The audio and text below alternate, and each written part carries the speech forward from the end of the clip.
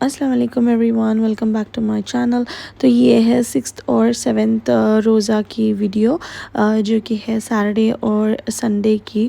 तो सैटरडे के दिन हम लोग 11:30-12 बजे के आसपास गए थे ख़तर पोस्ट, क्योंकि हमें लेना था, हमारा एक पार्सल कलेक्ट करना था। और उसके बाद हम यहाँ पे आ गए थे मीना डिस्ट्रिक्ट।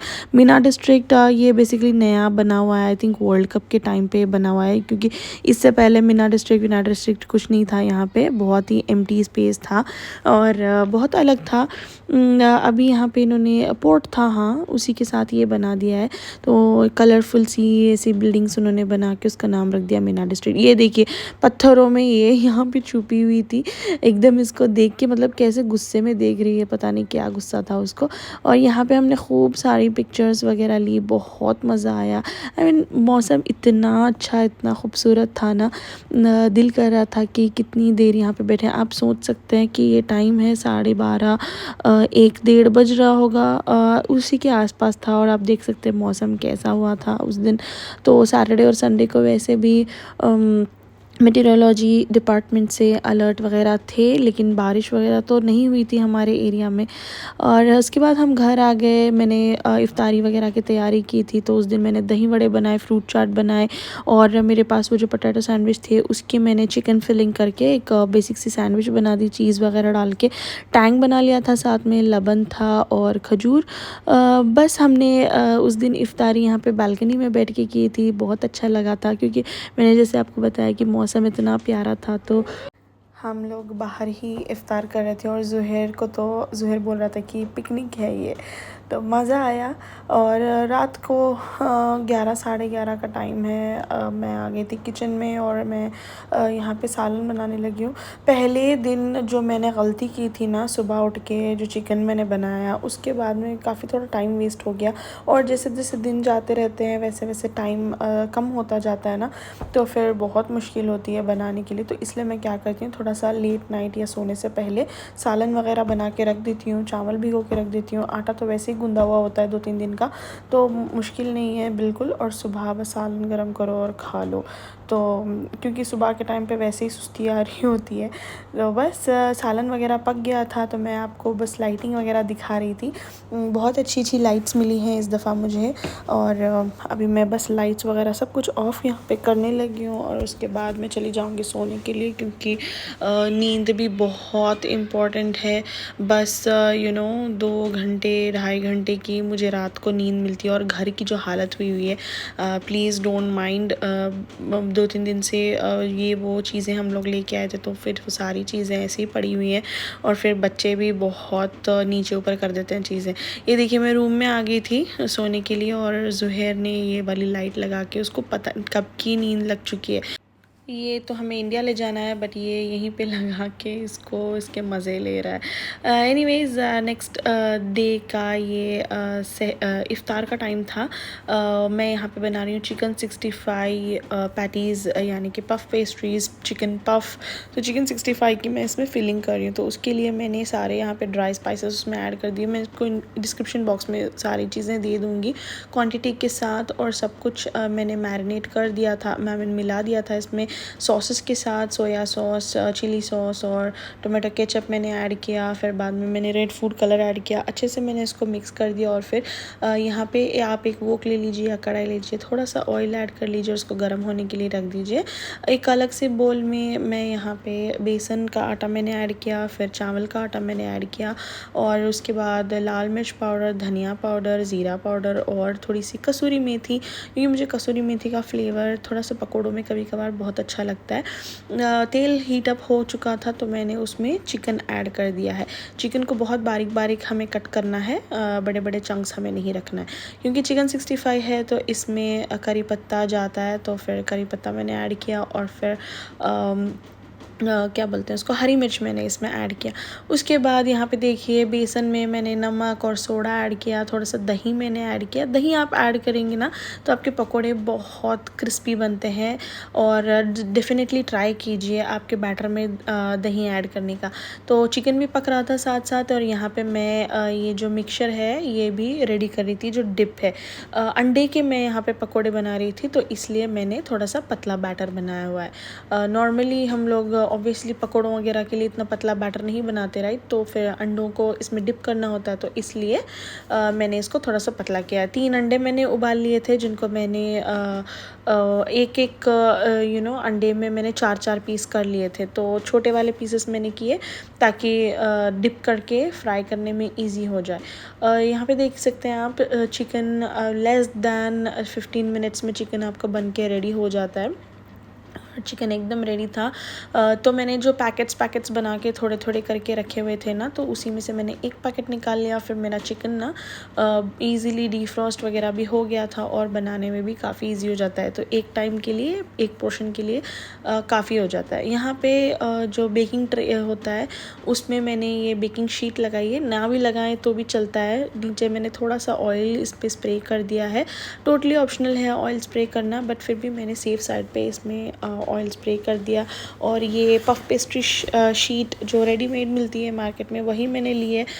एक शीट के ऊपर मैंने फिलिंग डाली है, फिर उसके ऊपर मैंने दूसरी शीट डाली है। इसको हाफ करके भी हम इसको फोल्ड कर सकते हैं, लेकिन अगर आप क्या करेंगे, चिकन वाले में अगर आप इस तरह से फोल्ड करने जाएंगे ना, तो वो सही से फोल्ड नहीं होगा। और जब वो पफ पेस्ट्री यानी कि आपके जो पैटीज़ है, पफ है, जब वो फूलेंगे तो वो खुल सकते हैं। तो इसलिए मैंने इसको 2 शीट्स लिए हैं, एक नीचे मैंने रखा हुआ है और एक ऊपर। और छोटा सा मैंने इसके ऊपर इस तरीके का प्रिक किया हुआ है, बहुत डीप नहीं, बस हल्का हल्का। तेल यहाँ पे गरम हो चुका था, तो मैंने अंडों को इसमें डिप करके यहाँ पे ऑयल में डाल दिया है फ्राई होने के लिए। सारे एक साथ ही मैंने डाल दिए थे, ताकि अब मैं कहाँ उसको बैचेस करती रहूँ, इसमें आ गया था तो मैंने डाल दिया था। ये देखिए, रमज़ान में फ़्राई कर करके मेरी कढ़ाई का क्या हाल हो चुका है। वैसे वो कढ़ाई मैं फ़्राइंग के लिए यूज़ नहीं करती, बट देन अभी रमज़ान में मेरे पास और कोई कढ़ाई नहीं थी, तो मैंने बस उसी में हर चीज़ कर दी, तो फिर उसका तो हालत एकदम ही ख़राब हो चुका है। एनीवेज़, यहाँ पे देखिए मैं दूसरी शीट भी लगा रही हूँ। 4 मैंने पफ पेस्ट्री बना लिए थे, क्योंकि बच्चे इतना कोई शौक़ से खाते नहीं हैं, तो फिर मैं और हस्बैंड ही खाते हैं, तो हम दोनों के लिए ही मैंने बनाए थे। 2 हमने इफ्तार में खाए, फिर 2 हमने बाद में डिनर टाइम पे खाए। और ये देखिए सारे बन के रेडी हो चुके हैं। अब इनके ऊपर मैंने एक अंडा यहाँ पे फेंट लिया था, जिसको मैंने अच्छे से मैंने उसको फेंट लिया। और फिर यहाँ पे देखिए बेस्टिंग ब्रश की मदद से मैं उसके ऊपर सारा कुछ ये एग वॉश लगा रही हूँ। अगर आप वेजिटेरियन हैं, वेज पफ आप बना रहे हैं, तो आप एग की जगह ना थोड़ा सा दूध लेके दूध को इस तरीके से उसके ऊपर ब्रश अप कर दीजिए, तो उससे भी ना बहुत अच्छा कलर आता है ऊपर, ब्राउन कलर। बेसिकली हमें ये चाहिए ताकि इसके ऊपर जो एक अच्छी सी ग्लेज़ आए और एक अच्छा सा वो जो कलर आता है ना बेकरी टाइप का, वो आ जाए। तो यहाँ पे देख सकते हैं सारा कुछ मैंने इसको अच्छे से लगा दिया है, ये एग वॉश।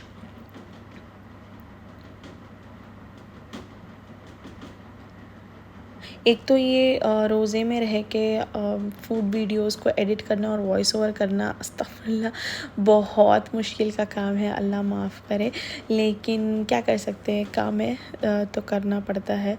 तो यहाँ पे देखिए सारे रेडी हो चुके हैं। अब इसके ऊपर मैं ऐड कर रही हूँ ये तिल यानी कि सेसमे सीड्स वाइट वाली, और ये कलौंजी जब आप डालेंगे ना, तो इसका जो फ्लेवर आता है, कलौंजी का तो फ्लेवर वैसे ही बहुत अच्छा होता है। और लेकिन अगर आप इस तरह से आप इसको पैटीज़ पे डाल के जब आप बेक करके जब आप खाएंगे ना, तो जो क्रंच के साथ उसका जो फ्लेवर आता है कलौंजी का, अपना एक अलग ही बहुत मज़े का लगता है।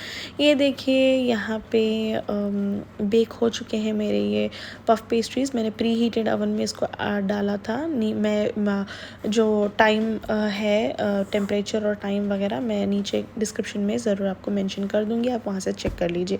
तो ये थी इफ्तारी हमारी रेडी हो गई। तो बस यही है। I think pretty much same होती है, हर किसी का सेम ही रूटीन होता है सुहूर से लेके इफ़्तार तक। सुहूर में खाना बनाना, फिर बाद में नमाज़ वग़ैरह, कुरान शरीफ की तिलावत, और पूरे दिन के घर के काम, और शाम में इफ़्तार बनाना और बाकी की सारी चीज़ें। तो मेरे भी वही है सारी चीज़ें। अगर मैं कुछ अलग सी चीज़ बनाऊँगी तो मैं आपके साथ शेयर करूँगी, लेकिन रोज़ रोज़ अगर मैं सेम रूटीन शेयर करूँगी तो आपको भी देखने में बिल्कुल अच्छा नहीं लगेगा। तो यहाँ पर मैंने जैसे आपको बोला था कि मैं अपना इबादत का जो प्लानर वगैरह है, जो जो भी मैं जैसे करती हूँ वो मैं आपको दिखाऊंगी। तो ये 99 नेम्स ऑफ़ अल्लाह का ये जो टेम्पलेट है मैंने डाउनलोड किया था, ये मेरे फ़ोन में भी है और मैंने प्रिंट भी निकाल के रखा हुआ है ताकि मैं फ्रिज वगैरह पे रख सकूँ अपने पास, जब भी मुझे पढ़ना है मैं देख लूँ। तो मेरा गोल है कि मैं एटलीस्ट 5 नाम तो मैं 15 दिन में या 20 दिन में मैं याद कर सकूं। और फिर ये 15 डेज़ ख़त्म कुरान का ये भी टेम्पलेट मैंने ऑनलाइन ही डाउनलोड किया हुआ है। इसमें आप को हर नमाज के बाद में आप कितने रुकू तक आप पढ़ सकते हैं उस हिसाब से इसमें ये दिया गया है। तो बीच में तो अब हम लेडीज़ के तो बीच में काफ़ी दिन मिस हो जाते हैं कुरान शरीफ पढ़ने के रोज़ों के, तो उस टाइम पे मेरे भी थोड़े मिस हो गए थे। हाँ, आप कुरान शरीफ पढ़ सकते हैं बिना कुरान शरीफ टच किए मोबाइल वगैरह से, लेकिन मुझसे नहीं हो सका क्योंकि ऑब्वियसली मेरी तबीयत वगैरह बिल्कुल ठीक नहीं थी। तो खैर और भी 20 दिन बाकी हैं तो उसमें मैं कोशिश करूँगी कि मैं पढ़ लूँ, क्योंकि मैं हर साल कुरान शरीफ पूरा ख़त्म करने के पीछे नहीं रहती, लेकिन लास्ट 2 ईयर से मैं एग्रेसिवली मैं पढ़ रही हूँ। तो फिर मैं कुरान शरीफ ख़त्म करने का मेरा गोल है इस बार भी। तो ये 2 दुआएं हैं जो जो मैं मोस्टली अपने अज़्कर में मैंने ऐड किए हुए हैं और मैं पढ़ती हूँ। तो उनके मैंने इंग्लिश में यहाँ पे मीनिंग्स लिखे हुए हैं, क्योंकि हमें पता होना चाहिए ना कि हम क्या पढ़ रहे हैं और किस चीज़ का क्या मीनिंग है। जस्ट बिकॉज़ एक हमें पढ़ना है तो हम पढ़ते रहेंगे तो ऐसे नहीं होगा। और ये दुआ फॉर जन्ना है। ये दुआ के बारे में मैंने शेख असीम अल हकीम के लेक्चर में मैंने सुना था कि ऑथेंटिक दुआ है। तो फिर जब से मैंने ये पढ़ा तो तब से सुना है, तो तब से मैं ये वाली दुआ है ना मैंने अपने अज़्कर में इंक्लूड किया। मोस्टली मैं सोने के टाइम पे ये पढ़ती हूँ। और मैं बीच बीच में ना दिन भर में कभी सूरह बकरा, सूरह रहमान वगैरह घर पे लगाती हूँ, सुनती हूँ, या फिर नॉर्मल डेज़ में भी, ना ही सिर्फ रमज़ान में। और रमज़ान में कभी कभार जब बच्चे वगैरह सो जाते तो टीवी में, या फिर नॉर्मली मैं फ़ोन वगैरह में कोई भी अच्छे वाले लेक्चर जो होते हैं शेख असीम अल हकीम के या उस तरह से मैं सुनती हूँ, या फिर मैं जो सूरे वगैरह होते हैं वो सुनती हूँ। और ये 4 ये दुआएं हैं जो मॉर्निंग और इवनिंग अज़्कर में इंक्लूडेड है मेरे, और इनको मैं 3 टाइम पढ़ती हूँ, सुबह और शाम को। तो ये एक है, और इनको भी मैंने मीनिंग के साथ ही मैंने डाउनलोड किया है ताकि पता चले कि हम किस चीज़ की दुआ पढ़ रहे हैं। उसके अलावा ये जो ज़िक्र है ये बेसिक ये एवरीडे ज़िक्र है मेरा। रोज़ मैं इशा के नमाज के बाद रमज़ान से पहले भी नॉर्मल डेज़ में भी मैं रेगुलर डेज़ में भी ये पढ़ती हूँ कुरान शरीफ के 10 आयत, अगर नहीं हो सका तो सूरा मुल्क तो मैं पढ़ती हूँ। उसके अलावा ये सारी चीज़ें जो अज़्कर मुझे करने होते हैं वो मैं करती हूँ, अस्तग़फिरुल्लाह और आयतुल कुर्सी और ला इलाहा इल्ला, और ये सारी चीज़ें ये सारे मैं पढ़ती हूँ। तो इन सारी चीज़ों को मैंने इस तरह से प्रिंट इसलिए निकाल लिया है क्योंकि प्रिंट निकालने से काफ़ी हैंडी होता है। जहाँ पे भी आप बैठ रहे हैं कुरान शरीफ पढ़ने के लिए तो आप वहाँ पे रख के ईज़िली आप 1 बाय 1 आप कर सकते हैं और चेकलिस्ट आपकी कर सकते हैं, टिक मार्क करके आप पढ़ सकते हैं। तो इसके अलावा मैंने जैसे आपको बताया कि मैं कोई लेक्चर्स वगैरह सुन लेती हूँ, या जब भी मेरे टाइम होता है मैं कोई काम में नहीं हूँ तो उस हिसाब से, और कुरान शरीफ तो हम पढ़ ही रहे होते हैं। तो बस यही है मेरा जो बेसिक इबादत प्लानर है। उसके अलावा दुआएं वगैरह चलती रहती हैं, और कोशिश है कि मैं कुरान शरीफ ख़त्म करूँ इस बार। यहाँ पे मैंने आपके लिए इसमें ये फ़ोटोज़ भी अटैच कर दिए हैं, स्क्रीनशॉट्स। अगर आपको हेल्प होती है तो आप भी इसकी स्क्रीनशॉट्स ले लीजिए और आप अपनी डेली अज़्कर में इसको इंक्लूड कर सकते हैं। बस I hope you find it helpful. तो ये दूसरे दिन की क्लिप थी सुहूर की। मैंने बस थोड़ी सी क्लिप्स यहाँ पे ली हैं क्योंकि मैंने एक इंस्टा पे रील डाली थी, तो उसके लिए मैंने ऐसे ही क्लिप ले ली, क्योंकि सुबह के टाइम तो बहुत ज़्यादा वीडियो नहीं बना सकते। तो मैं सुहूर की प्रिपरेशन यहाँ पे कर रही थी। मैंने बेसिक से बस अंडे बनाए थे, और शामी कबाब जो फ्रीज़ करके मैंने रखे थे वो मैंने फ्राई कर लिए थे। चाय में चढ़ा रही हूँ यहाँ पे हस्बैंड के लिए। साथ में मैंने बना लिए थे 2 पराठे उनके और मेरे लिए, स्टफ़्ड पराठे नहीं, बस घी वाले पराठे। और उसके बाद यहाँ पे मैं दही बघार रही हूँ चावल के साथ खाने के लिए। बहुत लाइट सा होता है। आपको बस दही में थोड़ा सा जिंजर गार्लिक पेस्ट और नमक ऐड करना है और फिर तेल में ना बघार बनाना है इसका। ज़ीरा और सूखी लाल मिर्च और करी पत्ता वगैरह डाल के, थोड़ी सी हल्दी डाल के आप उसमें दही डाल दीजिए तो आपका बघारा हुआ दही रेडी हो जाता है। उसके बाद 3:15 का टाइम, 3:15 के करीब कुछ हो रहे थे, तो मैं बहुत जल्दी यहाँ पे हाथ चला रही थी क्योंकि 4:23 पे टाइम ख़त्म होने वाला था। और मेरे पराठे वगैरह बन के रेडी हो गए थे। शामी भी यहाँ पे फ्राई हो रहे थे, शामी भी बन गए, चाय भी बन गई थी ऑलमोस्ट। तो सुहूर हमने इत्मीनान से कर लिया था अल्हम्दुलिल्लाह उस दिन। और उसके बाद मैं यहाँ पे खा रही थी अपना दही। तो 1 कप मैं दही लेती हूँ, मुझे मेरे लिए मस्ट है दही, वरना तो फिर मैं बहुत डिहाइड्रेटेड फ़ील करती हूँ। और यहाँ पे मैं अपनी कॉफ़ी बना रही थी। ये मेरे 3 एसेंशियल्स हैं सुहूर के। एक है सब्ज़ा के बीजों का ये पानी, और खजूर और कॉफ़ी। कॉफ़ी नहीं पीऊँगी, मेरे सर में बहुत दर्द होगा। सब्ज़े बीजों का पानी मैं इसलिए पीती हूँ ताकि मैं पूरा दिन हाइड्रेटेड रहूँ और बिल्कुल भी इससे प्यास नहीं लगती। वो अज़ान भी हो गई और नमाज़ वगैरह भी मैंने पढ़ ली थी। उसके बाद मेरे हस्बैंड चले गए थे सोने और फिर मैं थोड़ी देर रुक के ना एडिटिंग वगैरह करके फिर मैं बाहर आ गई थी बालकनी में।